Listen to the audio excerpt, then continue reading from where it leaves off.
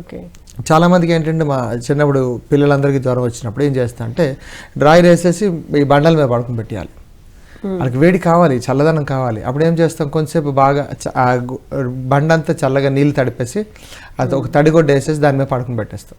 వాడికి హాయిగా ఉంటుంది, ఎందుకు ఒళ్ళు వేడిగా ఉంది కాబట్టి హాయిగా అందులో పడుకుని పోతాడు. ఈ గుడ్డ ఆరిపోయే లోపల వాడికి జ్వరం తగ్గిపోతుంది. ఇదేంటి, ముట్టుకోవడం వల్ల ఆడికి ఎన్విరాన్మెంట్లో ఏదైనా మట్టిలో వెళ్ళిపోవడం వల్ల దానివల్ల వచ్చిన జ్వరాలు అంతే.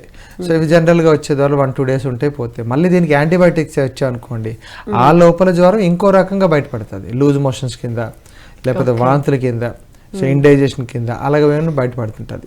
సో ఇట్స్ బేసికలీ ఒక వైరస్ అండి. వైరస్ వెళ్ళి లోపల కూర్చుంటుంది, లేకపోతే ఆ లివర్ని పట్టుకోవడం కానీ కిడ్నీస్ని ఇబ్బంది పెట్టడం కానీ అన్నీ చేస్తూ ఉంటుంది ఎక్కడికి వెళ్తే అక్కడ. సో మనం ఏం చేయాలి, వీళ్ళంత వరకు డ్రై చేసేయాలి. అంటే అక్కడ మళ్ళీ ఫుడ్ ఇచ్చేసి కొబ్బరి నీళ్ళు ఇచ్చేసి అరటిపళ్ళు ఇచ్చేసి ఇంకా తగ్గిస్తామంటే కాదు. ఆ టైంలో ఏమి ఇవ్వకుండా లిక్విడ్స్ ఇస్తుండాలి, వేడి నీళ్ళు ఇలా ఇస్తుండాలి, చారు ఇస్తుండాలి. అలాంటివన్నీ ఇస్తున్నప్పుడు బాడీ లోపల కషాయాలు, మామూలు టీ అంటే డికాషన్ టీలు అవన్నీ ఇవ్వడం వల్ల ఏమవుతుంది, శరీరం డ్రైనెస్ అయిపోయి ఆ వైరస్ లోపల నుంచే బయటికి రావడానికి ఎక్కువ ఇంట్రెస్ట్ చూపిస్తుంది, అక్కడ సర్వైవల్ చేస్తుంటుంది. మనం దానికి పాలు మళ్ళీ బ్రెడ్ అని ఇచ్చామనుకోండి ఏమవుతుంది, అది అంత వేగంగా బయటపడదు, అది లోపలికి రిటైన్ అయిపోయి అలాగా తగ్గడానికి ఇష్టపడదు. కాలర్తో మాట్లాడదాం. హలో హలో అమ్మా. నమస్తే అండి, మీ పేరు ఎక్కడి నుంచి మాట్లాడుతున్నారు? హలో. వినిపిస్తుంది, చెప్పండి మీ పేరు. వినిపిస్తుందా? ఏం లేదు, నాకు విపరీతమైన తేన్పులు ఈ టైం ఆ టైం ఉండదు. ఓకే. ఇప్పుడు కావాలి, ఇప్పుడు కూడా నేను చూపిస్తాను. అలా వస్తారు. మీ వయసు అండి? తర్వాత ఏమో బాడీ కొంచెం ఫీవరిష్ గా ఉంటుంటది. మీ వయసు అండి? మీ ఏజ్ అండి? మీ ఏజ్ అండి? 69. ఇప్పుడు మీ వయసు తగ్గట్టు ఏమవుతుందంటే జనరల్గా మనం చాలా వరకు ఈ అరుగుదల లేకుండా తినేస్తాం చపాతీలు కానీ. ఆ అరుగుదల లేకపోతున్నప్పుడు ఇలాంటి ఇండైజెషన్ గ్యాస్లు వస్తాయి. వాళ్ళ కాళ్ళ దగ్గర నుంచి తల వరకు మంచిగా మసాజ్ చేసుకోవాలి.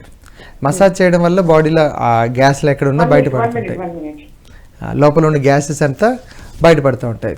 ఇంకోటి ఆవిడకి ఏంటంటే చాలా బెటర్ అండి, చాలా బెటర్. కాళ్ళ దగ్గర నుంచి చేయాలి. సో కొందరు పైనుంచి చేయిస్తారు, కింద నుంచి చేయించుకోండి. కాళ్ళ దగ్గర నుంచి చేయమనండి, ఇలాగ ప్రెస్ చేస్తూ పైకి వస్తుంది, పాదాలు కూడా మొత్తం లోపల నుంచి అంతా గ్యాస్ వస్తుంది.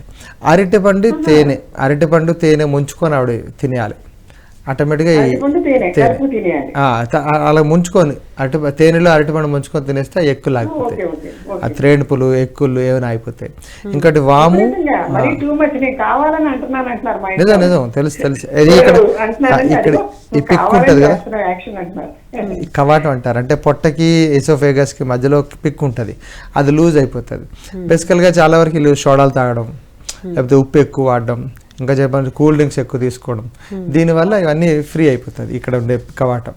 సో అలాంటి దానికి ఏం చేయాలి, కొంచెం అరటిపండు తినేది, అంటే కొంచెం మ్యూకస్ ఉండేది, సాబుదానా కిచడి ఇట్లాంటి బరువైన పదార్థాలు ఒక 2 రోజులు తిన్నారంటే తగ్గిపోతుంది. అంటే తీపి పూరీలు, అది బొబ్బట్లు లాంటివి, సో అలాంటివన్నీ తింటుంటే మొత్తం లోపల నుంచి ఏమి గ్యాసెస్ రావడానికి ఛాన్స్ ఉంటుంది.